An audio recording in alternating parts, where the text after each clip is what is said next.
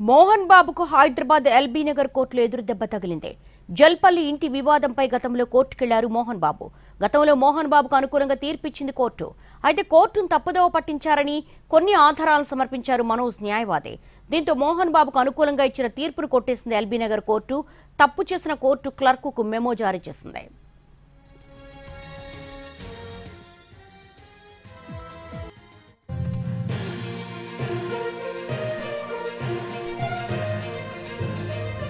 మోహన్ బాబుకు హైదరాబాద్ ఎల్బీ నగర్ కోర్టులో ఎదురు దెబ్బ తగిలింది.